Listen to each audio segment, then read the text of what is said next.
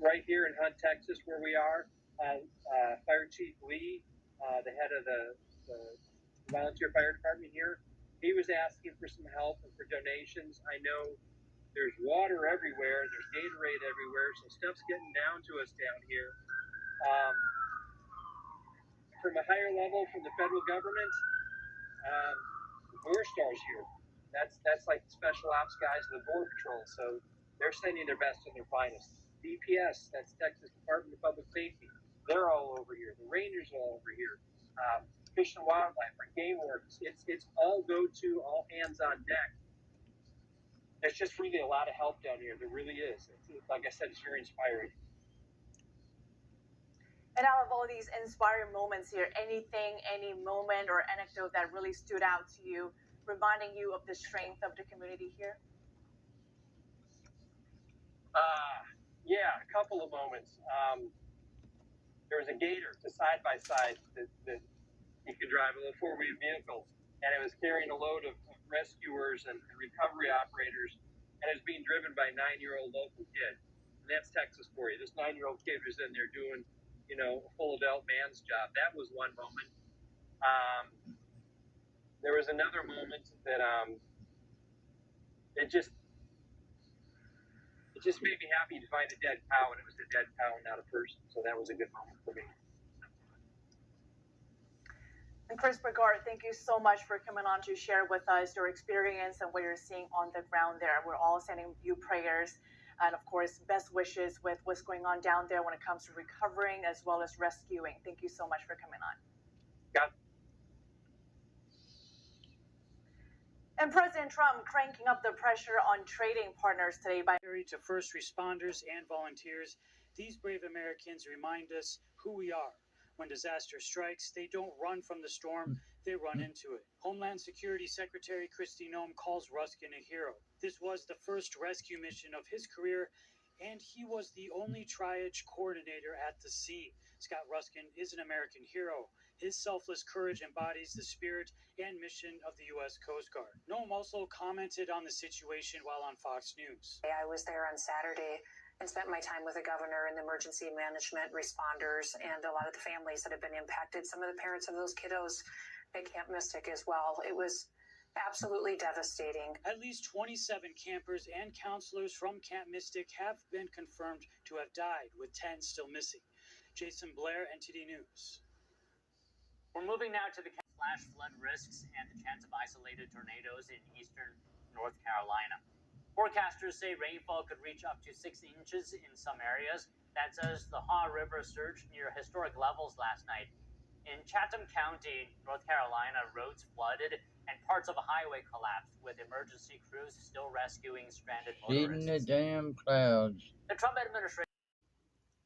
There is a fellow that went all the way down to Texas from Michigan to a ice facility, and he gets in a shootout.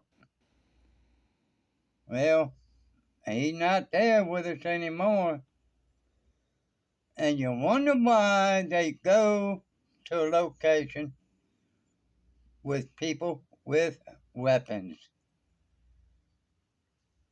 Now, there you go, the lunatic fringe. 27-year-old Ryan Luis Mosqueda, police said he drove a car with Michigan tags and was connected to a Michigan address. According to the DHS, Mosqueda opened fire at the entrance of the Rio Grande Valley Border Patrol Sector Annex.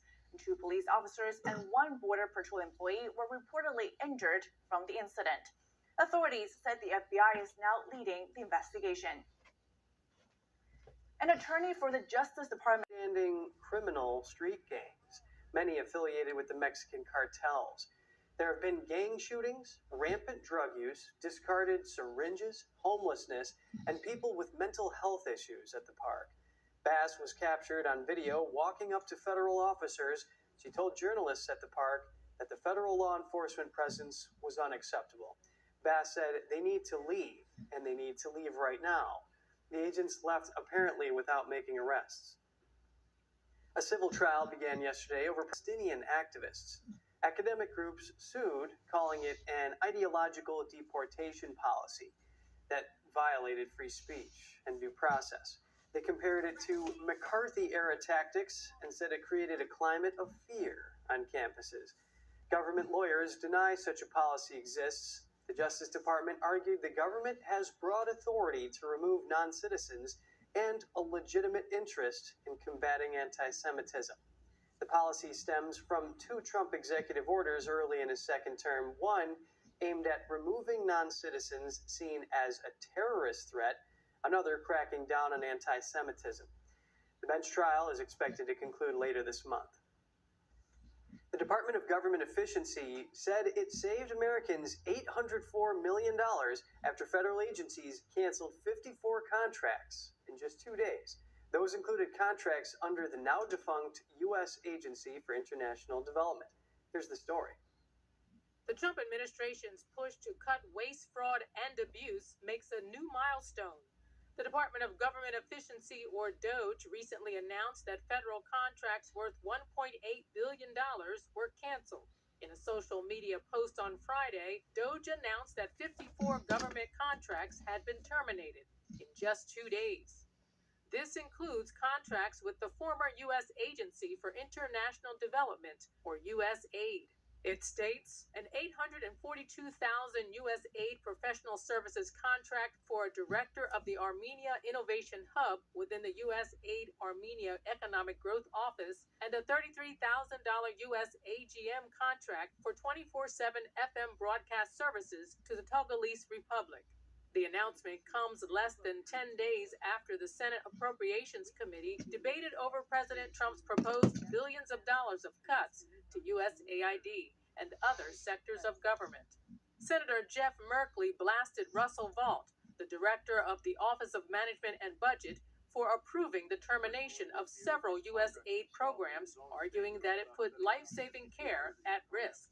For you to come before this body and say that this vast shutdown of 82% of what USAID had no impact on human life just goes that you chose to make decisions totally out of sync with the Constitution.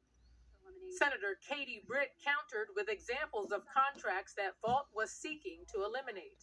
Constitution? What the heck does that have to do with the Constitution? Bisexual, transgender, intersex, and queer global movements. $833,000 for services for transgender people, sex workers, and their clients for sexual networks in Nepal. 3 days before DOGE's announcement on July 1st, Secretary of State Marco Rubio announced the end of U.S. aid. In a blog post on the State Department's website, Rubio said, "This era of government-sanctioned inefficiency has officially come to an end." On Sunday, DOGE posted another announcement. It applauded Vaught's office for cutting its annual spend on federal contracts by 50%, from $484 million to $242 million, while improving both the quality and scope of its services. Over to employment. The Department of Veterans Affairs will make 2/3 fewer employee cuts this fiscal year than it first targeted. The agency said yesterday it now plans to reduce staff by about 30,000 people instead of 80,000. The agency employed around 480,000 people at the start of the Trump administration. It expects to end the fiscal year in September with nearly 450,000 staff members. The agency originally planned to reach just under 400,000 employees under President Trump's program to downsize the federal government.